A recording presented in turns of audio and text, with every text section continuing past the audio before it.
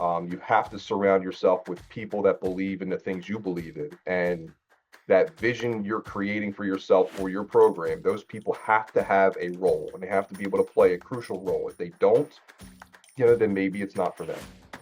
Episode 143 featured Rob Bryan, the head football coach at Gloucester City High School. We spoke about the crucial role of surrounding oneself with the right people who share the same vision. Rob stressed the significance of having a growth mindset in coaching, which to him involves constantly reevaluating and adapting strategies according to the team's strengths and weaknesses. Also excited to collaborate with our friends over at Coach and Share, the go-to online marketplace for coaches to buy and sell products. I knew I wanted to do this for a long time, probably since I was a freshman going into college. I started off at Temple University as an undergrad, and then I transferred over to Rutgers, and I think it was my junior year. Um, I was able to be a student assistant at Rutgers up there with Coach Shiano in his first stint as head coach. So that was pretty cool to be a part of. When I graduated the next year, uh, immediately in 2010, I was hired as a defensive coordinator. I was like 22 years old.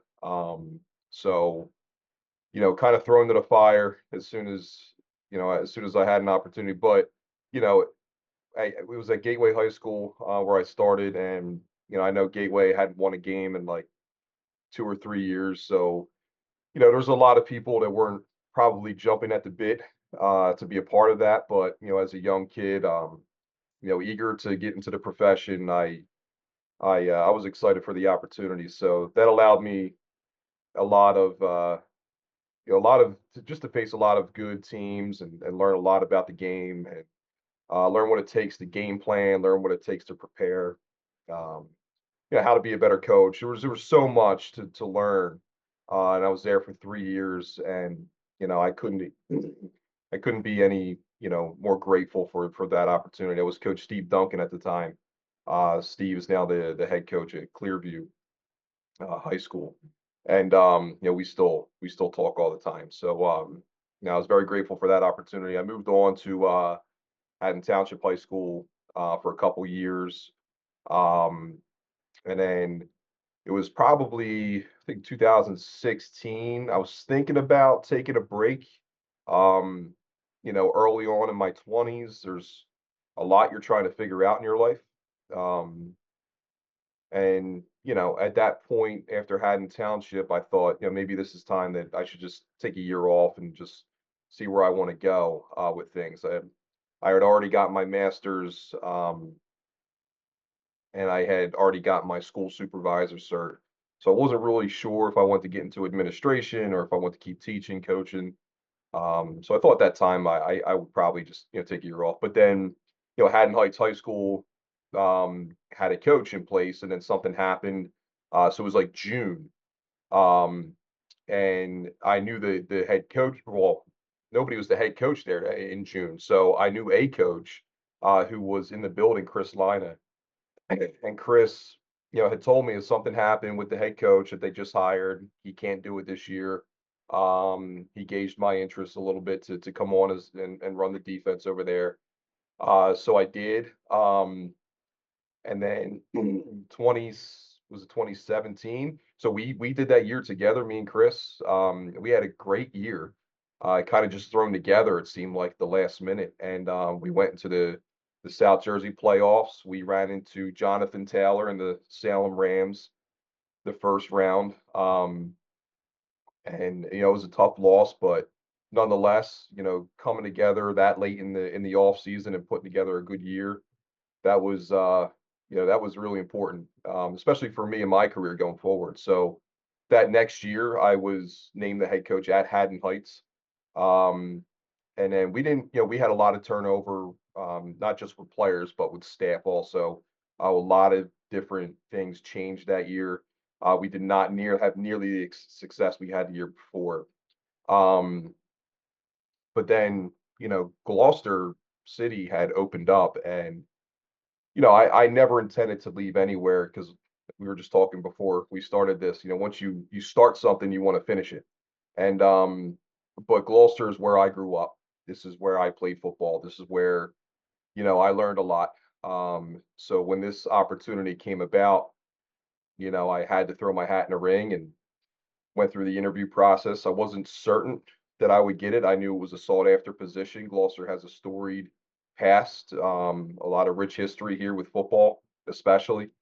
So there was a lot of people that were interested. But when it came down to it, I was offered the position, and you know, I it was a tough decision to make, but at the same time, it was easy. I came over here in 2018. This is where I've been since. So, it's been a great, 6 years, like I said, and I couldn't ask for anything better. It really is a dream job to me. So, Thanks again to our friends over at Coach and Share for sponsoring today's podcast. I checked out the website and they have a lot of interesting products from guides to templates. Definitely check it out. It's called coachandshare.com. And going back to early on in your career, coach, when you first got on with like Coach Yano, Rutgers, with his first stint over there, can you talk about some of the main lessons that you learned? And we were kind of alluding to some of those things earlier on when you were talking about just resiliency and continue with something that you start.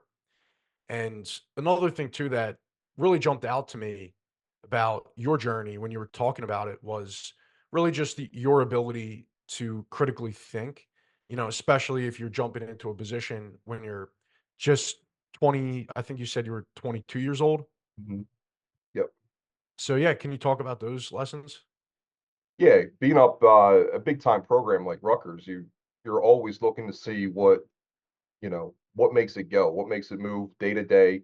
What are the lessons that they're trying to impart in their players? What are their philosophical approaches to each day, whether it's practice, workouts, films, whatever. Coach Giano was real big on keeping things very simple for their players. So if you'll notice at Rutgers, there's always almost like a little motto they live by. Right now, it's family, trust, chop. So you'll see FTC on the front of their helmets. When I was there, it was TBA, so trust, belief, accountability, and he keeps things in threes because he says the simpler you can make things for players, staff, coaches, everybody involved in the football program, the better.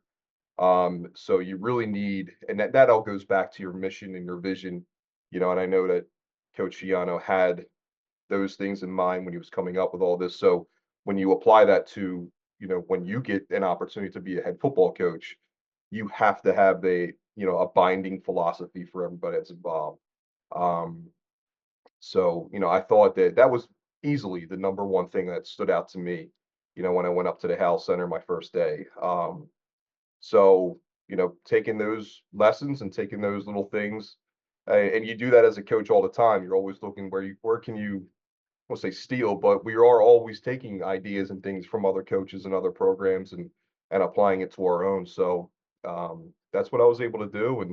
And I thought about that when I was a young coach in high school. When I got the opportunity, this is what I want it to look like. And we're here now. So Yeah. And going a little bit forward to your days at, I think you said you were at Haddon Heights, and then a little bit afterwards, obviously now at Gloucester. What if you could go back to when you just got started off as a head coach, knowing what you know now? What, if anything, would you change or do differently? um yeah, my first year at Gloucester wasn't a almost like a fairy tale type of thing, a type of season. It was tough. There's number one, there's a lot of expectations when you walk in the door and there's a new coach, and then everybody's wondering what's he going to do, what's he going to say, what's he going to change. Um, and when you don't have initial success, people can start voicing their doubts, and then that can spread. So, um, but again, that all goes back to resiliency. Not just as a player, but as a professional, you have to be resilient. You have to keep moving forward. But if I could change, there's a lot to be said um, for the people that you surround yourself with. I've been very fortunate at Gloucester to have an excellent staff. My assistant coaches are tremendous. A lot of them are in the building or in the district as teachers, and I've been very fortunate with that. When I first started, there were some different faces on the staff. There's some different faces involved in the program that we don't really see anymore. And it's nothing against them, but some people just don't fit with what it is you're trying to do. Not that they're good coaches or not that they're not good people. It's just what you're trying to create doesn't always match, their strengths. So it's very important for any coach that's starting out. You have to surround yourself with people that believe in the things you believe in, and that vision you're creating for yourself for your program. Those people have to have a role, and they have to be able to play a crucial role. If they don't, then maybe it's not for them. Yeah. So just going back and looking, I would definitely focus on that part. Yeah. And one of the things too that stood out to me when you're talking about that is obviously relationships are very important, but one of the other things too is just having a growth mindset. For example, if you walk into a program and like you were saying, you don't have initial success, you can't be stagnant and you can't get stuck in the mindset that, hey, I failed for this first season, but like that's not going to change me for the rest of my career. So, can you talk about what a growth mindset means for you? Yeah, probably the most important thing. As a head coach, you're never gonna not every season is not gonna be it's not gonna end up the way you want it to be from when you first started. So you have to constantly go back and reevaluate everything you're doing every single year. You have to evolve. There's a lot of times where you're probably walking away from a season wondering if you left any meat on the bone for say, you could have done more. You don't want to walk away with that feeling. That's one of the worst feelings as a coach, because that all goes back to your preparation. Did you do enough as a coach to prepare your kids to go out there and compete at the highest level every single week? So you have to go back every single year after the season's over. You have to rewatch all your films. You have to look at all your data that you put in throughout the season. You have to reevaluate your staff every year. Are you putting your staff in the right positions to be successful? Um, you have to reevaluate your schemes. Your player turnover is, especially at a small school like us, we have new faces all the time on offense, defense, and special teams, and they're all the same kids. They play three ways throughout the game. And so you have to make sure you're putting them in the right spots, and you're not always going to have the same skill sets each year. For instance, when I first started, we had a quarterback who could throw a little bit, not necessarily a runner. 2 years later or a year later, we had a quarterback who maybe struggled throwing the ball a little bit, but was an excellent runner. Fast forward the last 3 years, we've had a quarterback who could throw the ball, but again, not necessarily labeled as a runner. So you're constantly changing your approaches. So you have to see what you have in the future. And there are a lot of coaches that are married to certain concepts or certain schemes.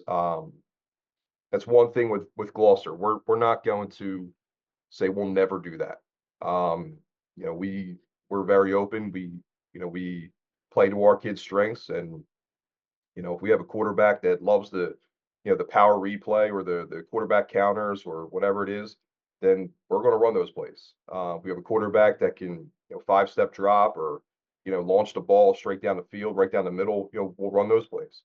Um, so growth mindset is every single year, and the moment you stop doing it, I've always felt this. The moment you stop, like right now, February is a big month for us. So if we're not taking this seriously and we're not taking all the things that we did this past year and reevaluating it right now as best we can, then our program will stop being successful. So it's extremely important that you take evaluation, self-reflection, self-evaluation seriously throughout the all season. During the season too, we know how that works. But you have to continuously evaluate and improve your program each year. Yeah. And that actually reminds me of something that I'm reading about, and it's the 4 pillars of success. And the first one is knowing what you're doing, and that comes down to just preparation. Number two is believing in what you're doing. And the more that you prepare, the more that you're going to have that conviction in yourself. And then the third one is just to love what you're doing. And for high school coaches, I mean, if you're not loving it, you're in it for the wrong reasons. And the last thing is just never give up. And like you were saying, just continuously go at whatever your goals are. But at the same time, you need to put in the work. You need to have that preparation. Yeah, absolutely. It's not a part of the job that everyone likes to do. The work in the all season during the season it's intense. Football coaching is a year-round job. It's not something where we show up on game nights and we'll say, "Hey, let's pick this play, let's pick that play." There's a lot of different things that go into it, a lot of time you're spending here in these offices and in the weight room and on the field, just preparing. And a lot of people don't see that. They simply just see what's the product on game night or game day. But the the tough work's done behind the scenes, and you have to keep on going. You can't let anything slow you down. You have to keep on going. Yeah, 100% agree there, coach. Any last words you would want to share with the audience today? Um, you know, nothing. I mean, we have we have a great program here at Gloucester City. We have, like I said before, some of the most dedicated people I've ever been around, for just in terms of wanting our kids to be successful and then using athletics as a way to get them there. I've always believed that football will help any young kid grow up and pull through and push through the tough times that they'll experience in their life. And I don't think that any other sport is tougher than the sport of football. I know a lot of kids will debate that and they'll go back and forth and say basketball's tougher, wrestling, but football prepares you mentally, physically, and the level of perseverance that you gain just by being a part of the game is something that's invaluable and it carries with you, when you're a teenager through your 20s, 30s, 40s, and beyond. Um, so we make sure that we're always, always, always, always preaching that. I appreciate you being on, coach. Thanks for sharing it today. And, best of luck as you guys continue with off-season preparation. Got it. Thanks, Justin. I appreciate you. And reach out if you ever need anything else. Always willing to talk. You know that. Thanks.